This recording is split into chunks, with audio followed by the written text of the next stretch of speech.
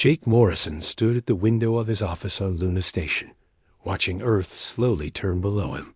The blue marble looked peaceful from here, but Jake knew better. He had seen the storms that could tear apart mountains, and the deserts that could kill a person in hours.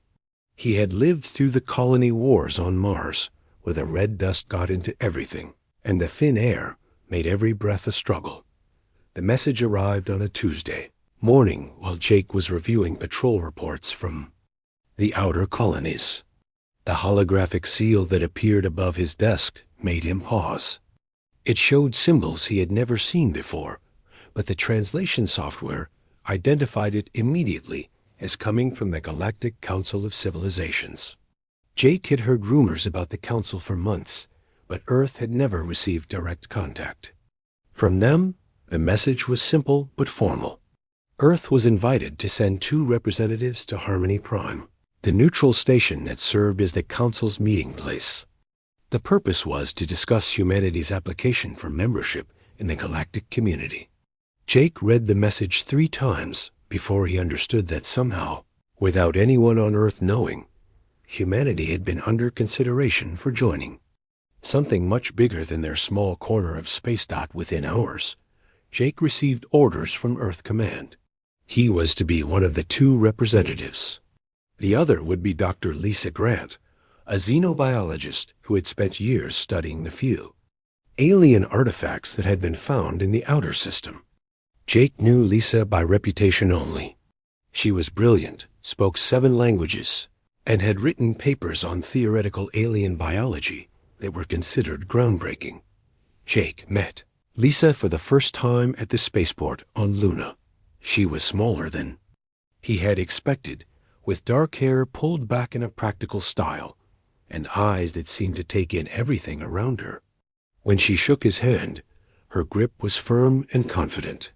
She looked at him with the same careful attention she probably gave to her scientific specimens. "Commander Morrison," she said, "I've read your service record. Impressive work during the Mars uprising." "Thank you, Dr. Grant. I've read some of your papers on xenobiology. Most of it went over my head, but what I understood was fascinating." Lisa smiled. "That's the point. We're going to meet 17 different species, each with their own biology, culture, and way of thinking. What we don't know could fill libraries." The ship assigned to take them to Harmony Prime was the Endeavor, a long-range vessel equipped with the latest human technology. As they prepared for departure, Jake learned more about their mission. The Council had been debating humanity's application for 3 years. Most species seemed to view Earth as what they called a death world, and humans as primitives who had somehow stumbled into space travel. During the 2-week journey, Jake and Lisa studied everything they could about the 17 species they would meet.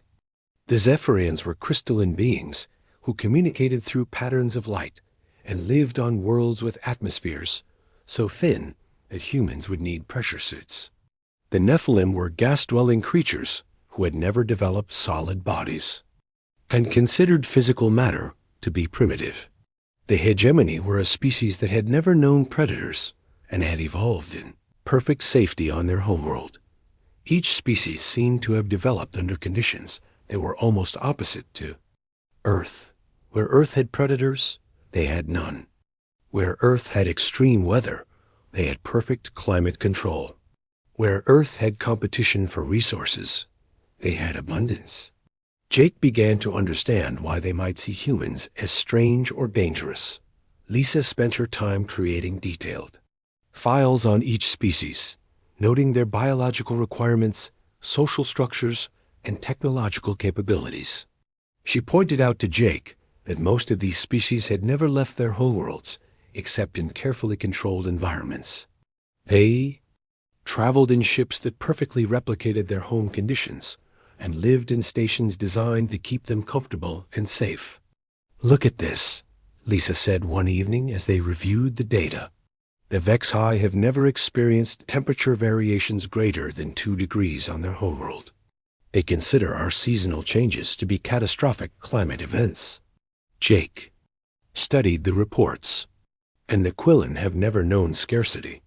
Their homeworld produces everything they need without effort. They can't understand why we would compete for resources. That's just it, Lisa said. We're not just different from them. We're different in ways that probably seem impossible to them. They've never had to adapt to changing conditions or fight for survival. The fact that we can do both might be more alien to them than their biology is to us. The more they learned, the more Jake realized this was not going to be a simple diplomatic meeting. The Council seemed to be looking for reasons to reject humanity rather than accept them. Several species had already formed what the intelligence reports called a coalition to ensure that humans were denied membership. They saw humanity as a threat to galactic stability. As the Endeavor approached Harmony Prime, Jake and Lisa could see the massive station through the viewports. It was unlike anything humans had built, with sections that curved in impossible directions and surfaces that seemed to shift and change as they watched. The station was designed to accommodate 17 different species, each with their own environmental needs and social requirements. The docking procedures alone took 4 hours as the station systems checked and rechecked the human ship. Jake noticed that their arrival seemed to cause increased activity on the station. Ships from other species moved to what appeared to be safer distances, and several docking bays were sealed off. "They're afraid of us," Lisa observed as they watched the activity through the viewport. "Should they be?" Jake asked. Lisa was quiet for a moment. "I don't think they understand what they should be afraid of. They think we're violent and unpredictable. But that's not what makes us dangerous.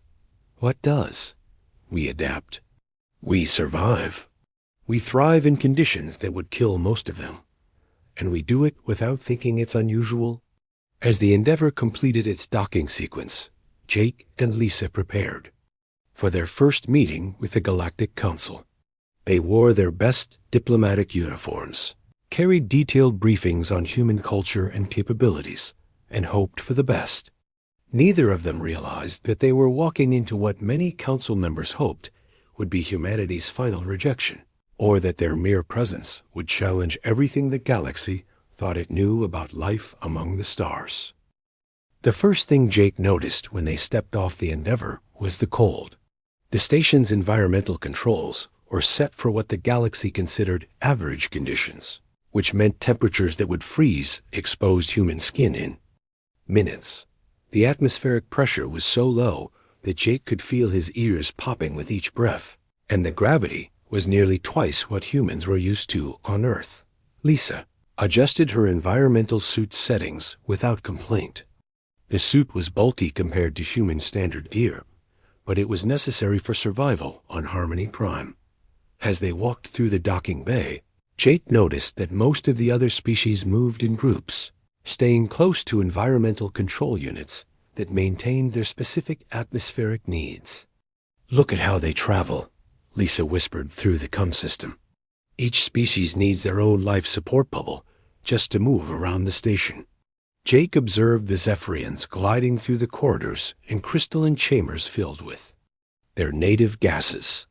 The Nephilim floated in spherical containers that maintained the exact pressure and composition of their gas giant homeworld. Even the more humanoid species wore elaborate environmental suits that seemed to do more than just provide air and temperature control. Their guide was a hegemony official named Krental, who communicated through a translation device that converted his light-based language into human speech. Krental kept a careful distance from them, as if he expected them to do something dangerous at any moment. "The council chamber has been prepared for your species," Krental said. "We have created a special environmental zone where you can remove your suits safely." The council chamber was enormous, with sections designed for each of the 17 species. The human section was isolated behind what appeared to be reinforced transparent barriers. Jake realized that the other species were not just accommodating their environmental needs. They were protecting themselves from the humans. As they entered their designated area, Jake and Lisa could see the other council members taking their places. The sight was overwhelming. Creatures of crystal and light, beings of pure gas, insectoid forms with too many limbs, and shapes that seemed to shift and change as they watched. The one thing they all had in common was the way they looked at the humans, with a mixture of curiosity and fear. The session began with formal introductions. Each species presented their representative in elaborate ceremonies that seemed to emphasize their peaceful nature and advanced civilization. When it came time for the humans to introduce themselves, Jake and Lisa simply stated their names and qualifications. The simplicity of their introduction seemed to make the other species even more nervous. Then, Representative Vex-High of the Hegemony stood to address the council. Jake realized immediately that this was not going to be the diplomatic welcome they had expected. Fellow council members, Vex-High began. We gather today to discuss the application of the species known as humans for membership in our peaceful galactic community. However, before we proceed, we must address serious concerns about their suitability for such membership. The presentation that followed was devastating. Vex-High had compiled what he called evidence of humanity's violent and unstable nature. The council watched footage of human military training, where soldiers moved through obstacle courses designed to simulate combat conditions. They saw humans participating in what the presentation called recreational violence, sports like boxing and martial arts, where people deliberately fought each other for entertainment. The environmental data about Earth was presented as evidence of human destructiveness. The council learned that humans had caused mass extinctions, polluted their atmosphere, and fought wars that devastated entire continents. Each piece of information was presented as proof that humans were too dangerous to be allowed into galactic society. But what seemed to disturb the council most was the data about human survival capabilities. The presentation showed humans living in environments that would be lethal to most galactic species. Humans worked in temperatures that would freeze Zephyrian crystalline structures solid. They lived at atmospheric pressures that would crush Nephilim gas forms. They thrived in gravitational fields that would break the bones of most council species. Most disturbing of all, Vex-High continued, is their reaction to danger. Where civilized species flee from threats, humans advance toward them. Where rational beings seek safety, humans seek challenge. They deliberately expose themselves to conditions that would kill most of us, and they call this training. The presentation included footage of human survival training, where soldiers learned to find water in deserts, build shelter in Arctic conditions, and navigate through environments that looked like alien hellscapes. The council watched humans jumping from aircraft, diving into deep water, and climbing vertical rock faces with nothing but their hands and feet. Jake felt his anger building as he watched the presentation. Everything Vex-High showed was true, but it was presented in the worst possible light. Human military training was shown as evidence of aggression rather than discipline. Human sports were portrayed as mindless violence rather than controlled competition. Human survival skills were presented as reckless behavior rather than necessary adaptation. Lisa placed a hand on his arm, reminding him to stay calm. Through their private channel, she whispered, "Let him finish. Then we respond." The presentation concluded with what Vex-High called the most damning evidence of all. The council watched recordings of human explorers on Mars, where they worked in suits that would be considered emergency equipment by galactic standards. They saw humans establishing colonies on worlds with thin atmospheres, extreme temperatures, and radiation levels that would be lethal to most species. "This is not exploration," Vex-High declared. "This is evidence of a species so adapted to hostile conditions that they cannot recognize danger when they see it. They do not just survive in environments that would kill us. They thrive in them. They seek them out.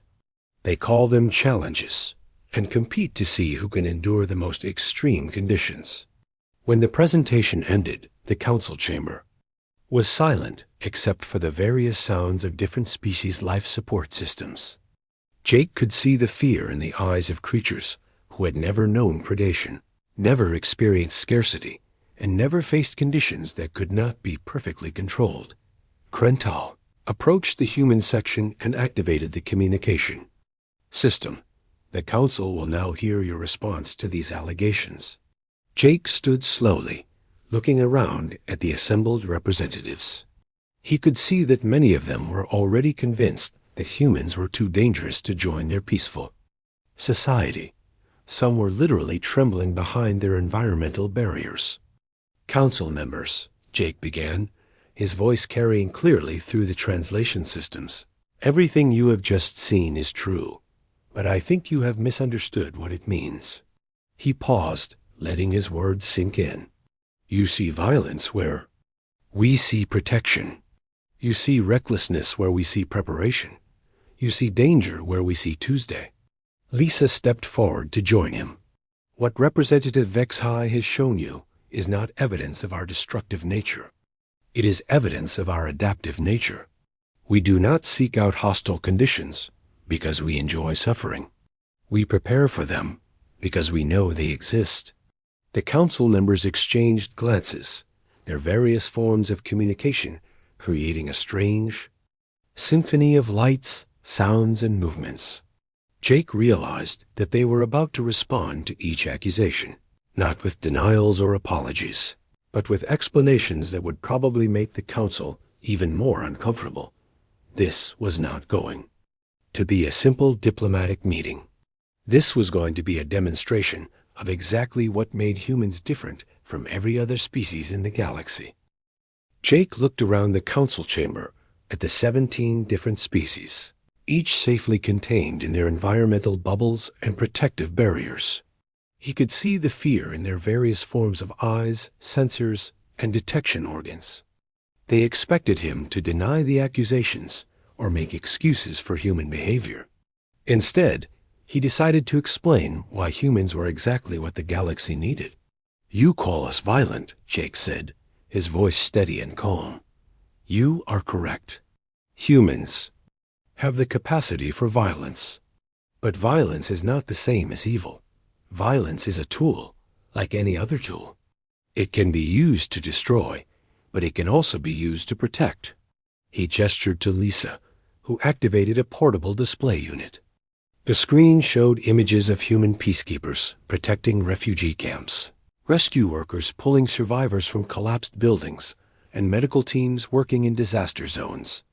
We learned to fight because our world taught us that sometimes fighting is the only way to protect what matters. We learned to be strong because our world demands strength. We learned to adapt because our world punishes those who cannot change. A delegate from the Quillan species made a sound that the translator interpreted as distress. But surely civilized beings can resolve conflicts without violence? Of course, Jake replied, and we do most of the time. But what happens when civilization meets something that does not understand peace? What happens when diplomacy fails and innocent lives are at stake? Before anyone could answer, there was a sudden crash from the upper levels of the council chamber. A ceremonial crystal formation, part of the Zephyrian delegation's environmental display, had come loose from its mounting. The crystal was falling toward the main floor, where it would shatter into dangerous fragments. Jake moved without thinking. His human reflexes, evolved from millions of years of dodging predators and catching prey, kicked in automatically. He stepped out of the human environmental zone, ignoring the warning alarms that began blaring as his suit's systems compensated for the hostile atmosphere. The crystal was the size of a human head and weighed nearly 20 pounds. It was falling at an angle that would have scattered sharp fragments across 3 different delegation areas. Jake caught it smoothly, his enhanced reflexes and spatial awareness making the catch look effortless. He held the crystal carefully, examining it for damage, then walked over to the Zephyrian delegation. I believe this belongs to you, he said, offering the crystal to the startled Zephyrian representative. The translator struggled to convey the Zephyrian's response, but the meaning was clear. The representative was amazed that Jake had moved so quickly, caught something falling from that height, and done it all while wearing a bulky environmental suit in hostile atmospheric conditions. Jake returned to the human section as if nothing unusual had happened. The council chamber was silent, except for the various life support systems and the gradually quieting alarm systems. That, Jake said, is what human reflexes and training are for. Not to hurt, but to help. Not to destroy, but to preserve. Lisa stepped forward to continue the explanation. You have accused us of environmental destruction. This is also true. Early in our development, we made mistakes. We polluted our air, poisoned our water, and drove species to extinction. But we learned from these mistakes. She activated her display again, showing images of Earth's recovery programs. Forests growing in former wastelands, clean rivers flowing through once polluted cities, and species brought back from the brink of extinction through human conservation efforts. We learned that our world was not just our home, but our responsibility. We developed technologies to clean our air and water. We created programs to protect endangered species. We learned to live in harmony with our environment, not because it was easy, but because it was necessary.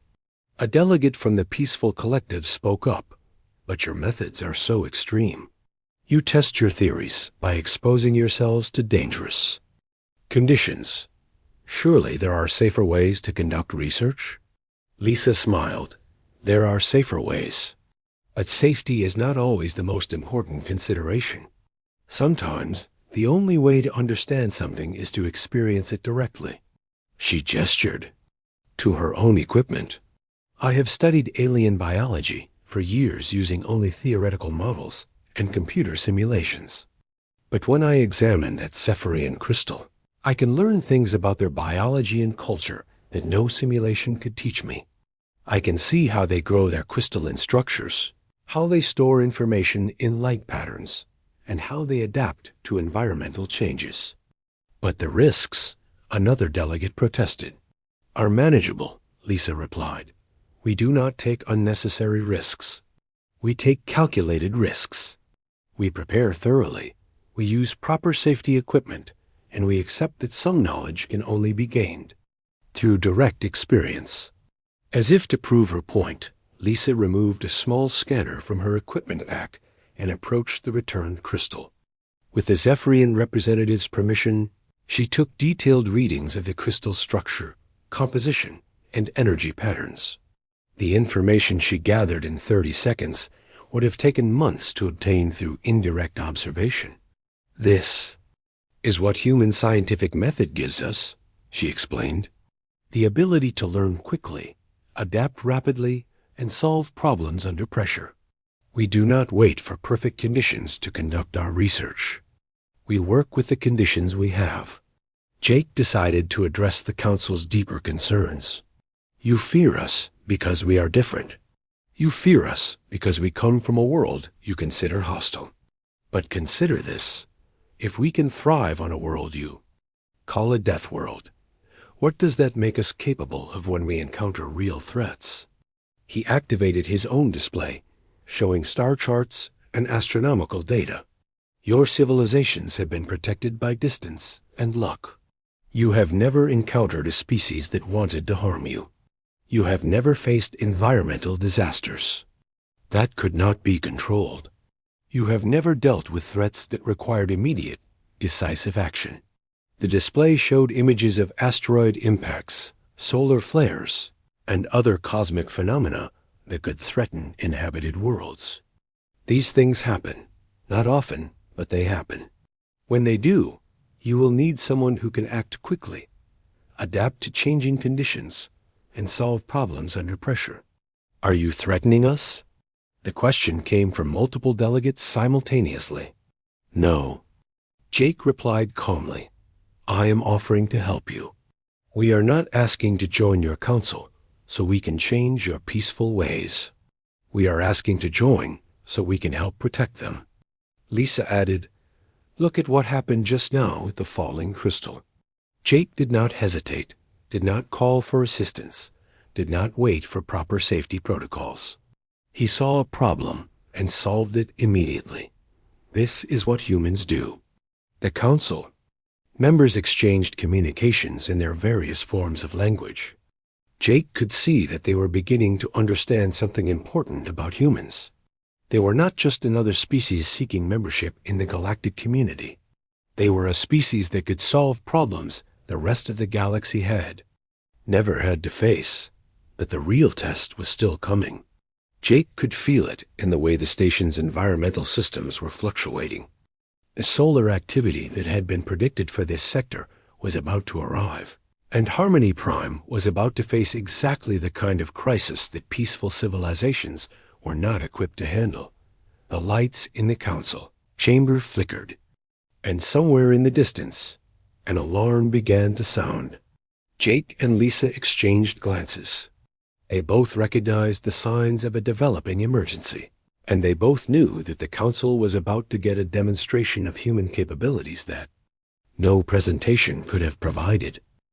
The alarm systems throughout Harmony Prime began their emergency sequence just as Jake finished explaining human protective instincts. The lights shifted to the harsh red of emergency illumination, and automated voices in 17 different languages announced the same message. Massive solar flare incoming. All non-essential personnel to emergency shelters immediately. Jake watched as the council members began their evacuation procedures. Each species had elaborate protocols for emergency situations, involving careful coordination with their environmental support systems and gradual movement to reinforced shelter areas. The Zephyrians needed time to properly seal their crystalline containers. The Nephilim required careful pressure adjustments to prevent their gas forms from dispersing.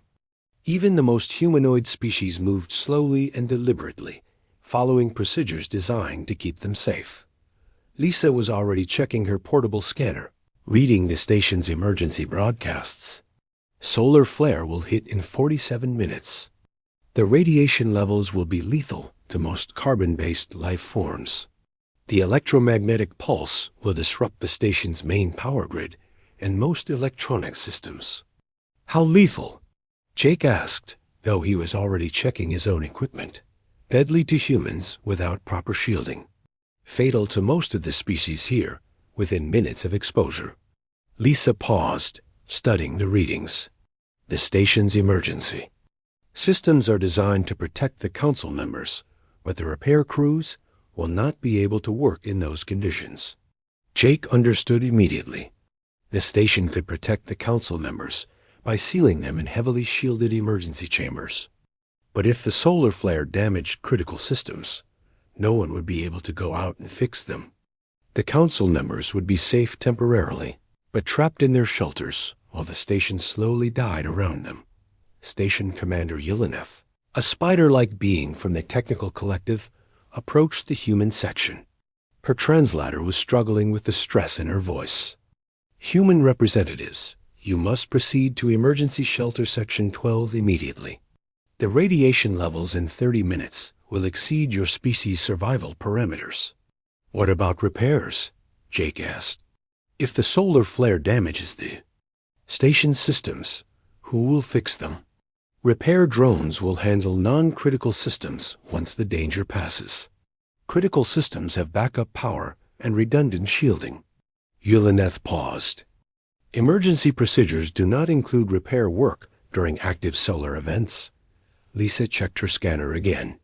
Commander, your backup power systems are located in Section 7, correct? The section with minimal radiation shielding?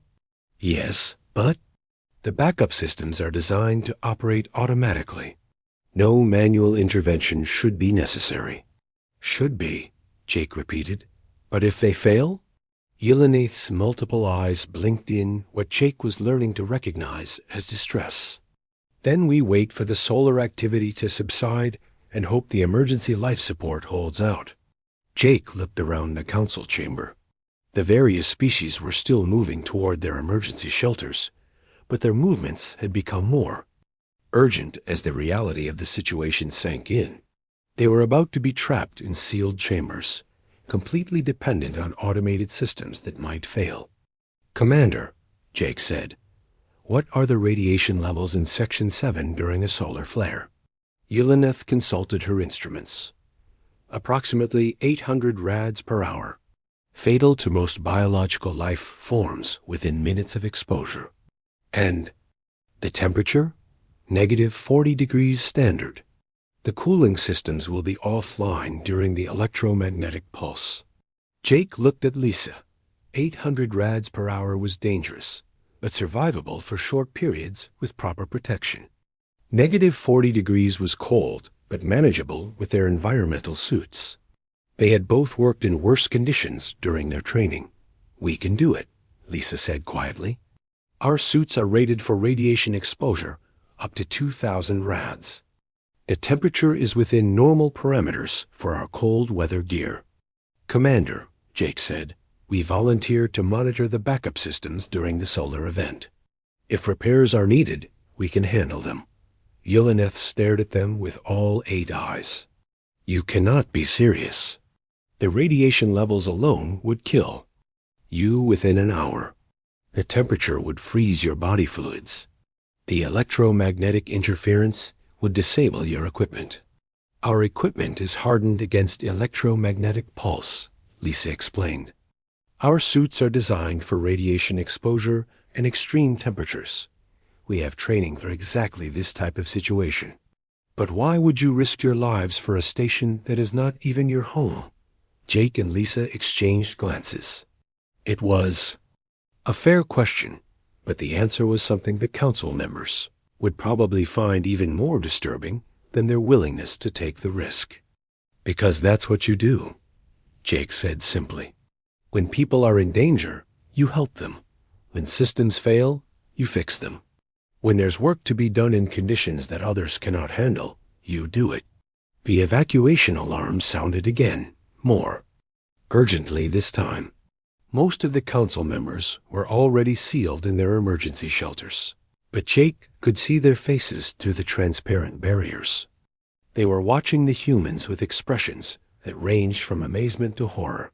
Commander Yelena led them through the station's corridors toward Section 7.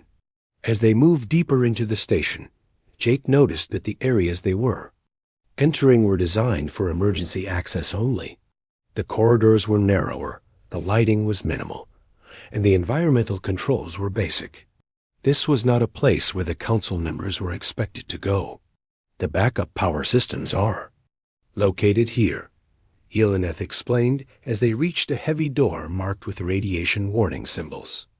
"The main controls are in that chamber, but the actual generators are in the next section. If repairs are needed, you will have to move between both areas." Lisa checked her scanner as they entered the chamber. "Radiation levels are already climbing. We have about 20 minutes before the main event." The backup power systems were more complex than Jake had expected. Banks of generators, power conduits, and control systems filled 2 large chambers connected by a tunnel that would be directly exposed to the solar radiation. If something went wrong with the generators, they would have to move between the chambers, while the solar flare was at its peak. "The emergency communication system is here," Yelena said, pointing to a console. "You can contact the shelters if you need assistance, but we will not be able to help you directly." "Understood," Jake said. "We'll handle whatever comes up." As Yelena left for her own emergency shelter, Jake and Lisa began their preparations. They checked their equipment, tested their communication systems, and reviewed the technical manuals for the station's backup power systems. It was routine work, the kind of preparation they had done hundreds of times before. "Jake," Lisa said, as she monitored the radiation levels, "they're watching us." Jake looked around and saw the security cameras tracking their movements. On screens throughout the station, in every emergency shelter, the council members were watching the 2 humans. Prepare to work in conditions that would kill anyone else. Let them watch, Jake said. Maybe they'll learn something. The solar flare hit Harmony Prime 37 minutes later. The radiation levels spiked immediately, and the temperature began dropping as the cooling systems failed. The electromagnetic pulse disabled half the station's electronics and triggered dozens of system failures throughout the backup power network. Jake and Lisa went to work. They moved through the irradiated corridors like they were walking through a park, their environmental suits protecting them from conditions that would have been instantly fatal to the council members. They repaired damaged circuits, replaced failed components, and manually restarted systems that had been knocked offline by the electromagnetic pulse. The council members watched through the functioning security cameras as the two humans worked, with calm efficiency in an environment that should have been impossible to survive. They saw Jake manually lifting a power coupling that weighed nearly 200 pounds, his movements steady and controlled despite the bulky environmental suit. They watched Lisa diagnose complex electrical failures while being bombarded by radiation that would have killed most of them in minutes. But what disturbed the council members most was not what the humans were doing, but how they were doing it. Jake and Lisa worked with the casual competence of people who had done this kind of work before. They discussed the repairs in voices that showed no stress, no fear, and no sense that they were doing anything unusual. Generator 3 is running. Hot, Lisa reported over the comm system. I'm going to check the cooling lines. Copy that, Jake replied. I'll finish the power coupling replacement and meet you in Section 2. The council members heard fragments of conversation as the humans worked. References to worse conditions they had experienced, casual mentions of survival training in environments that sounded like descriptions of hell, and technical discussions about repairs that were being performed while exposed to lethal radiation. When the solar flare finally passed and the radiation levels began to drop, Jake and Lisa returned to the main power control room.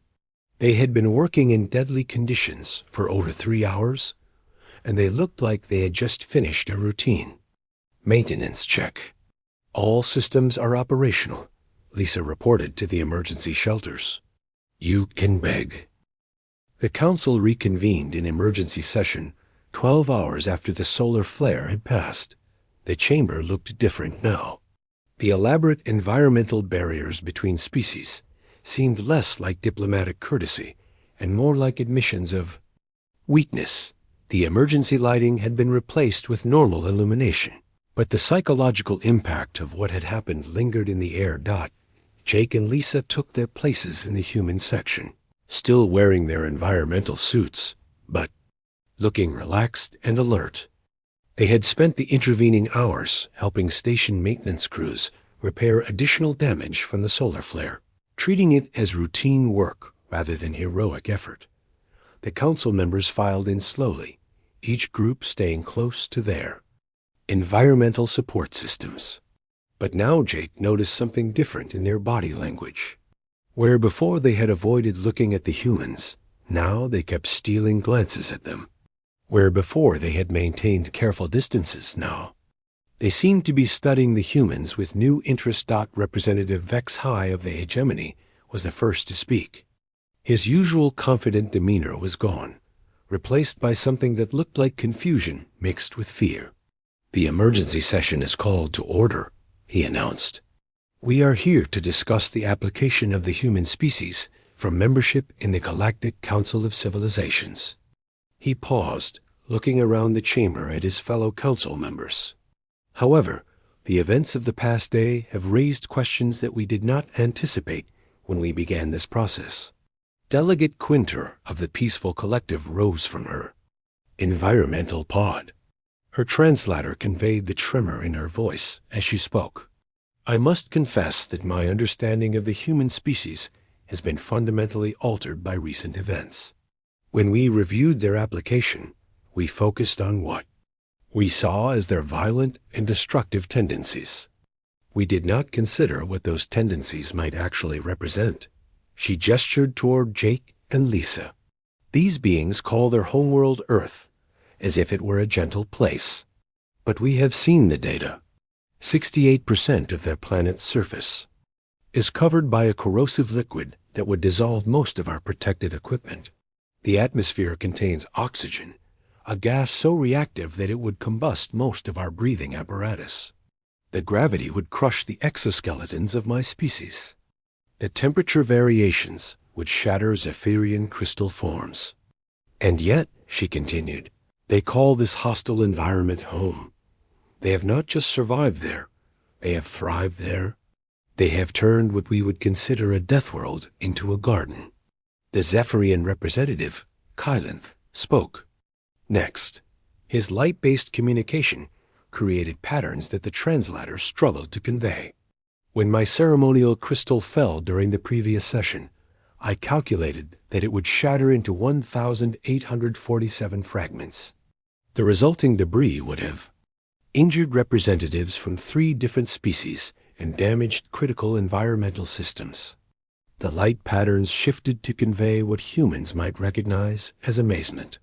Commander Morrison moved to intercept the crystal before I had even finished processing what was happening. His reaction time was 0.3 seconds from the moment the crystal broke free to the moment he began moving. Our fastest reflexes require 2.1 seconds to process and respond to unexpected stimuli. More disturbing, Kylanth continued, is that he accomplished this while wearing environmental protection that should have hindered his movement, in atmospheric conditions that should have impaired his thinking, and under gravitational stress that should have slowed his reflexes. He did not just catch the crystal. He caught it safely, examined it for damage, and returned it undamaged. Jake shifted uncomfortably in his seat. He had not thought of the crystal catch as particularly impressive. It was the kind of reflexive action that any human would have taken in the same situation. Representative Yexmal of the Technical Collective stood next. Her spider-like form moved with mechanical precision as she accessed her data files. During the solar flare emergency, we monitored the human representatives through our security systems. The radiation levels in Section 7 peaked at 847 rads. Per hour, the temperature dropped to negative 43 degrees standard. The electromagnetic interference disabled 67% of our hardened electronics. She paused, her multiple eyes focusing on Jake and Lisa. The humans worked in these conditions for 3.7 hours. They not only survived, they performed complex technical repairs that our automated systems could not complete. They improved our power efficiency by 12% and identified 3 potential failure points that our diagnostics had missed. But what disturbs us most, Yexmal continued, is their attitude toward these conditions. We have reviewed their communications during the emergency. They discussed the work as if it were routine. They mentioned worse conditions they had experienced as if lethal radiation and freezing temperatures were minor inconveniences. The chamber fell silent as the implications of what the Technical Collective representative had said sank in. The humans had not just survived the solar flare, they had treated it as a normal working day. Commander Yellenith activated her communication systems from the station control center. Council members, I have additional information that may be relevant to your deliberations. During the emergency repairs, the human representatives mentioned several experiences from their training and previous missions. The screens around the chamber lit up with data its station sensors had recorded during the emergency. Commander Morrison referenced survival training in what he called the Arctic, where he learned to work in temperatures of negative 67 degrees, standard while wearing minimal protection. Dr. Grant mentioned research expeditions to worlds with active volcanism, where surface temperatures exceeded 200 degrees standard. They spoke of these experiences casually, as if they were normal parts of their education, rather than extraordinary survival situations. When I asked Dr. Grant about the radiation exposure, she said it was manageable and compared it to working near their homeworld's nuclear reactors. Delegate Krental of the hegemony spoke for the first time since the emergency. We have been asking the wrong questions. We have been debating whether humans are too violent for our peaceful society. But the real question is whether we are too fragile for a galaxy that includes humans. His words struck the chamber like a physical blow. The council members had spent 3 years debating whether to allow humans into their society, but they had never considered what it meant that humans existed at all. Look at our emergency procedures, Krental continued. When the solar flare threatened the station, we sealed ourselves in protective chambers and waited for the danger to pass. We had no plans for repairs during the emergency because we assumed no one could survive in those conditions. The humans did not just survive. They worked. They solved problems. They improved our systems. They saved our lives without being asked and without expecting gratitude. They did it because, in their words, that's what you do when there's work to be done. Representative Vexai, who had begun the session by presenting evidence of human violence and instability, now stood to address the chamber with a very different message. Fellow council members, he said, I have spent months preparing arguments for why humans should be rejected from our society. I have compiled evidence of their wars, their environmental destruction, and their dangerous survival capabilities. Every piece of evidence I presented was accurate. He paused, looking directly at Jake and Lisa. But I now realize that I was presenting evidence of humanity's greatest strength as if it were their greatest weakness. They are not dangerous because they are violent or unstable. They are dangerous because they are competent in ways that we are not. The chamber erupted in various forms of discussion as the council members communicated among themselves. Jake could see that something fundamental had changed in their perception of humanity.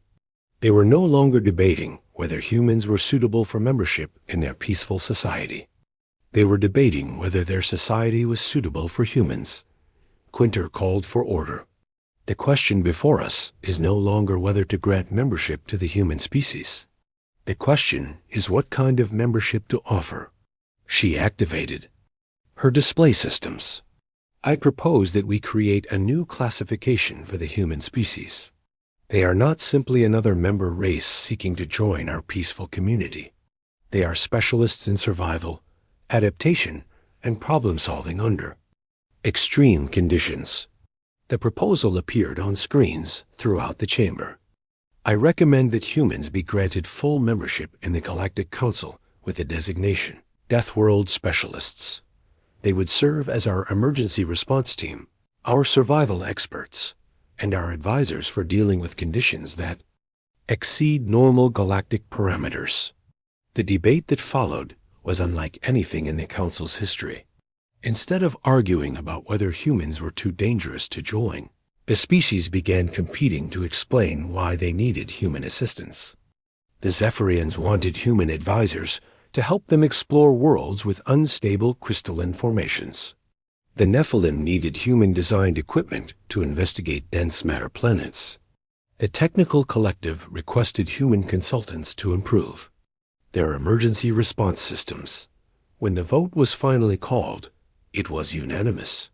Not only were humans granted membership in the Galactic Council, but they were given a unique